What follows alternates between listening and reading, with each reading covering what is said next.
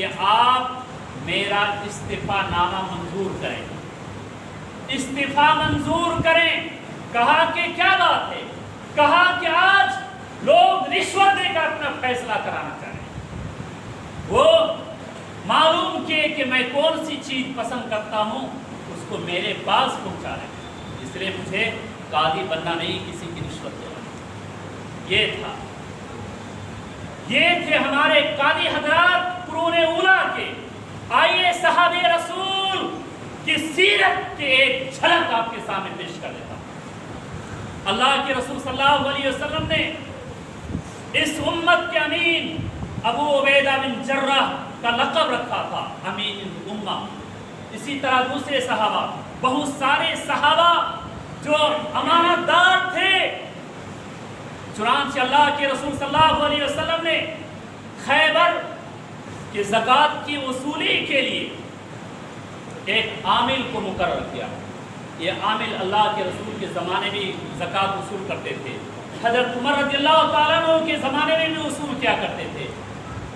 حضرت عمر رضی اللہ تعالیٰ عنہ کے دور کا غالباً واقعہ ہے کہ یہود کو معلوم ہوا کہ اللہ کے رسول صلی اللہ علیہ وسلم کے خادم یا خلیفہ کے خادم وہ زکوٰۃ کی وصولی کے لیے یا خیبر کے پیداوار کی وصولی کے لیے پہنچے۔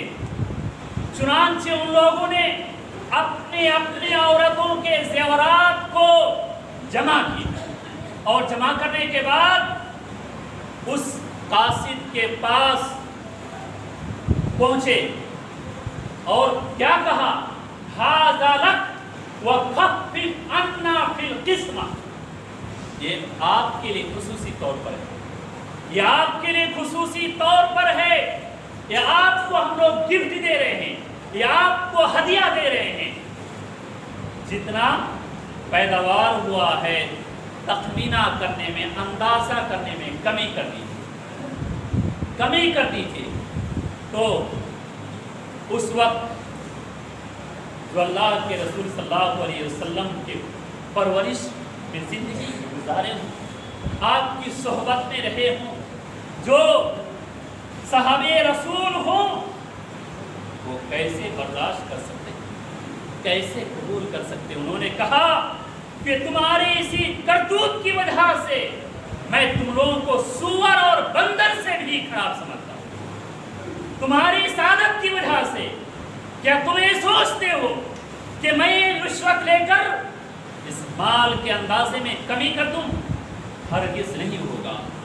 میرے نوجوانوں، میرے دوستوں، آپ اپنا محاسبہ کیجیے، دن و رات آپ کے دروازے پر کتنے لوگ پہنچتے ہیں، آپ سے جھوٹے وعدے کرا جاتے ہیں، آپ کو نہ جانے کس قدر رشوت دے کر جاتے ہیں، اور 2 وقت آپ کو کھلا دیتے ہیں، ایک وقت کھلا دیتے ہیں، آپ اس کے گنگان کرنے لگتے ہیں۔ آئیے ہمارا ایلچی، ہمارا خادم، ہمارا رہبر، ہمارا مکھیا، ہمارا پردھان کس طرح ہونا چاہیے، اس کے بارے میں آپ کو سناتا ہوں۔ حضرت صدیق رضی اللہ تعالیٰ عنہ جب خلیفہ ہوئے، خلیفہ ہونے کے بعد پورے صوبے کے اندر گورنروں کا انتخاب کیا، اور انتخاب کرنے کے بعد جب سب کو ایک ایک کر کے بھیجنے لگے تو سب کو نصیحت کی۔ نصیحت غور سے سنیں، کیا نصیحت کی؟ حضرت یزید بن سفیان کو شام کی مہم پر امیر بنا کر بھیجا تو انہیں نصیحت کی، اے یزید، تمہارے قرابت دار میں ہو سکتا ہے کہ تم اپنے منصب کی بدولت انہیں فائدہ پہنچاؤ۔ جملہ غور سے سنیں گے کہ تمہارے قرابت، تمہارے رشتہ دار ہو سکتے ہیں، اور قرابت کی وجہ سے تم انہیں فائدہ زیادہ پہنچا سکتے ہو، ان کو دے سکتے ہو۔ اقربا رشتہ دار پروری کا یہی وہ سب سے بڑا خطرہ ہے جس سے میں ڈرتا ہوں۔ رسول اللہ صلی اللہ علیہ وسلم نے فرمایا، اگر کسی شخص کو مسلمانوں کا حاکم مقرر کر دیا جائے اور وہ کسی غیر مستحق آدمی کو محض نمازنے کے لیے افسر بنا دیا گیا تو اس پر اللہ کا کوئی عذر قبول نہیں ہوگا اور یہاں تک کہ اس کو جہنم کے اندر دھکیل دیا جائے گا۔ آج ہم معاشرے کے اندر اپنے گاؤں آس پاس جتنے بھی ہیں جب جائزہ لیتے ہیں تو معلوم کیا ہوتا ہے، یہی عمل ہو رہا ہے کہ آج جو عامل ہیں، جو آج ہمارے رہبر ہیں، جن کو ہم نے چنا، جن کے اوپر ہمارا بھروسہ، آج وہ ایسے لوگوں کا انتخاب کرتے ہیں، گاؤں کے چنندہ لوگوں کا انتخاب کرتے ہیں، ان کو خصوصی ہدیہ تحائف دیتے ہیں اور دینے کے بعد کہتے ہیں آپ کی ذمہ داری آپ کے ماتحت میں جتنے لوگ ہیں ان کو ٹھیک کرنا، ان کو ٹھیک کرنا آپ کی ذمہ داری ہے۔ کیسے ہم نہیں جیتیں گے میرے محترم بھائی؟ اس طرح آئے دن ہو رہا ہے، روزانہ کا معمول ہے میرے محترم بھائیوں۔ اس طرح آپ اگر دیکھیں گے تو روزانہ کسی نہ کسی طرح اس طرح ہوتے رہتا ہے۔ ہمارا رہبر کس طرح ہونا چاہیے، ہمارا مکھیا کس طرح ہونا چاہیے، ہمارا پردھان منتری کس طرح ہونا چاہیے، آئیے میں آپ کو تاریخ کے حوالے سے آپ کو بتلانے کی کوشش کرتا ہوں۔ حضرت عمر رضی اللہ تعالیٰ عنہ ایک مرتبہ خطبہ دینے کے لیے منبر پر چڑھے، کون سے مسند پر، کون سی جگہ؟ مسجد نبوی کے امام، مسجد نبوی کے اس منبر پر جس پر اللہ کے رسول صلی اللہ علیہ وسلم خطبہ دیا کرتے تھے، اس میں خطبہ دینے کے لیے چڑھے تو ایک عام شخص نے حضرت عمر رضی اللہ تعالیٰ عنہ سے کہا کہ اے امیر المومنین، آپ خطبہ نہیں دے سکتے، آپ اتر جائیے۔ کہا کیا بات ہے؟ کہا کہ بات یہ ہے کہ آپ جو کرتا پہنے ہوئے ہیں، آپ کا یہ کرتا کا جو کپڑا ہے آپ زیادہ سلوائے ہوئے، زیادہ دیکھ رہے ہیں، اس لیے کہ جنگ جلولہ جو ہوئی اور اس میں جو ہم لوگوں کو کپڑا ملا ہے، اتنا بڑا کپڑا، اتنا بڑا کرتا کسی کا نہیں ہے۔ اللہ اکبر۔ ایک عام آدمی کو ایک خلیفہ کو ٹوکنے کا دیکھیے کیفیت، آپ صفائی بیان کریں، کیسے آپ کا یہ کرتا ہے؟ حضرت عمر رضی اللہ تعالیٰ عنہ کہا کہ ٹھیک، اپنے بیٹے کو پکارا عبداللہ بن عمر کو کہ عبداللہ تم اپنے باپ کی صفائی بیان کرو۔ کھڑے ہوئے، کھڑے ہونے کے بعد کہا کہ میرے ابا کے جو کرتا تھے وہ پھٹے ہوئے تھے اور میرا باپ کو جو کپڑا ملا تھا اس سے آدھا کرتا ہو رہا تھا، تو میں نے اپنے حصہ جو مجھے ملا تھا میں نے اپنے ابا کو دے دیا ہے، دونوں کو ملا کر کرتا یہ بنا ہے۔ اس آدمی سے پوچھا کیا آپ کو اب اطمینان ہو گیا، کیا میں خطبہ دے سکتا ہوں؟ کہا کہ ہاں آپ خطبہ دے سکتے ہیں، اب ہمیں اطمینان ہو گیا۔ آج ہمارے قوم کے لیڈران کیسے ہوتے ہیں؟ خود کھاتے ہیں، لوگوں کو بھی اپنے طرح بنانے کی کوشش کرتے ہیں۔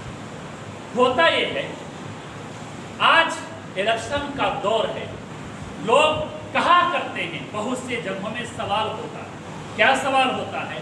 ہمارے روڈ اچھے نہیں بن رہے ہیں، ہمارے روڈ اچھے نہیں بن رہے ہیں، فلاں جگہ روڈ خراب ہے، فلاں جگہ فلاں کام ادھورا پڑا ہوا ہے، ہم کو جو اندراواس مل رہا ہے اس میں کٹوتی ہو رہی ہے۔ ہر جگہ یہ سوال ہوتا ہے۔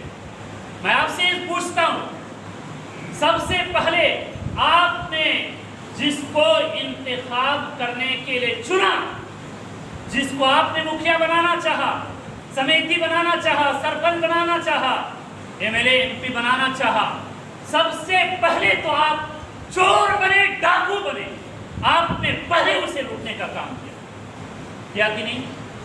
آج پہلے آپ اس کو لوٹتے ہیں اور جب وہ اپنے لوٹے ہوئے پیسے کو جیب میں لانے کی کوشش کرتا ہے تو کہتے ہیں ہمارا کام ہوا نہیں، ہم سے اتنا پیسہ لے لیا فلاں جگہ کا ایسا۔ پہلے تو آپ نے عام آدمی ہیں جو چور ہیں، عام ووٹر چور ہیں جو چوری کر رہے ہیں، ڈکیتی کر رہے ہیں، سینہ چوری کر کے وہ پیسہ حاصل کر رہے ہیں۔ اگر وہ چور نہیں بنتے، رب کعبہ کی قسم، یہ جتنے بھی نیتا اس قدر چور نہیں بنتے جس قدر ہم بڑے چور بن رہے ہیں۔ یہ قوم کے لیڈر بھی سدھرے رہتے اگر ہم خود اپنی جگہ صحیح رکھتے۔ اس لیے میرے محترم بھائیوں، چند ٹکے پر اپنے ووٹ کو بیچنے والے غور سے سنیں، رب کا کلام ہے وَلَا تَأْكُلُوا أَمْوَالَكُمْ بَيْنَكُمْ بِالْبَاطِلِ، باطل طریقے سے مت کھاؤ۔ آپ کے ایک ووٹ کی قیمت ہے، ایک ووٹ کی قیمت ایک چائے نہیں ہے۔ اس کو غور سے سنیے گا، آپ کے ایک ووٹ کی قیمت ایک چائے نہیں ہے، بہت معنی رکھتا ہے۔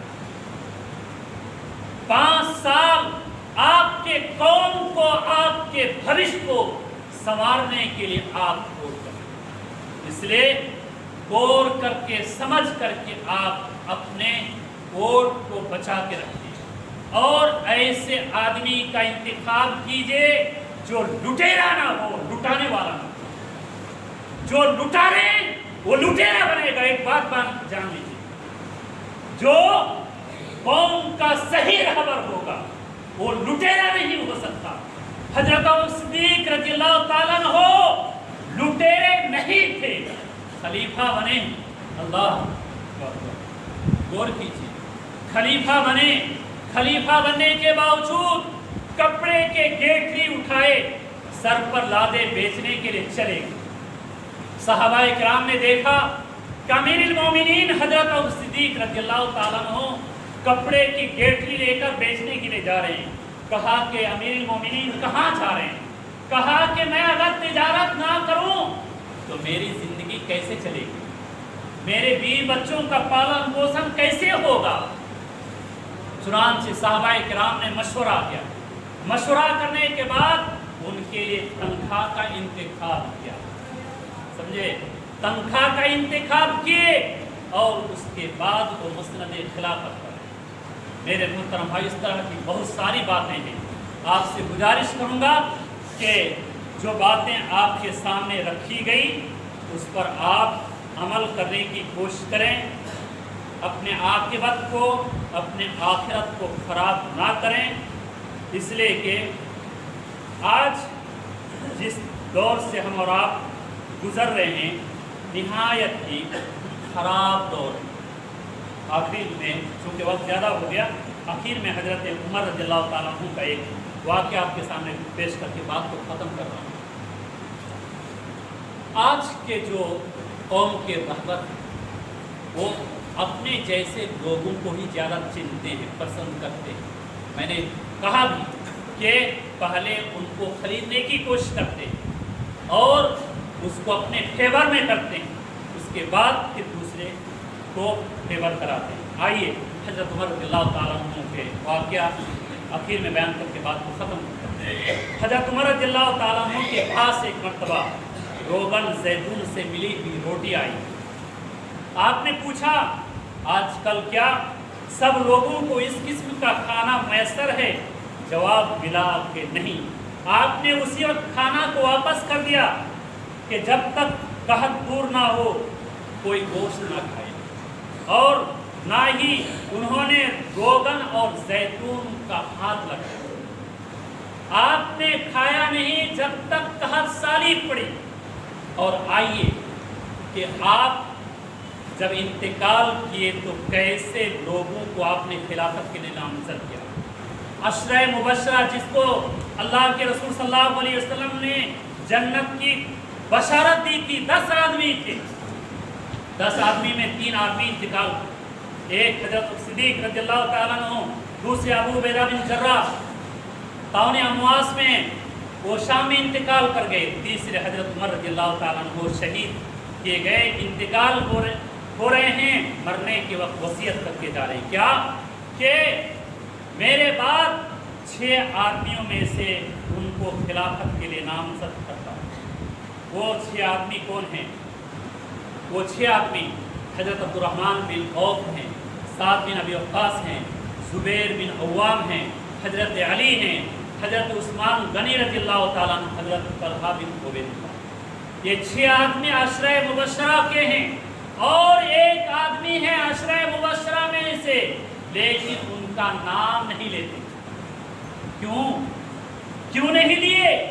وہ آپ کے بہنوئی ہیں, آپ کے رشتہ دار ہیں. حضرت سعید ابن زید عشرہ مبشرہ نے کہا کہ میں اپنے رشتہ دار کو خلیفت کے لیے نامزد نہیں کر سکتا. آپ کا بیٹا حضرت عبداللہ بن عمر بھی تھے, ان کا نام نہیں لے رہے ہیں, ان کو خلافت کے لیے نامزد نہیں کر رہے. یہ تھا حضرت عمر رضی اللہ تعالیٰ عنہ کی انتخاب, اور چنانچہ لوگوں نے مشورہ کر کے سب سے جو بہتر تھے ان کو انتخاب کے. اس طرح ہمیں بھی چاہیے کہ ایسے لوگوں کا انتخاب کریں جو ہمارے لیے آگے چل کر کام کر سکیں. آمین تقبل یا رب العالمین. وما علینا الا البلاغ وعلیکم السلام. بارک اللہ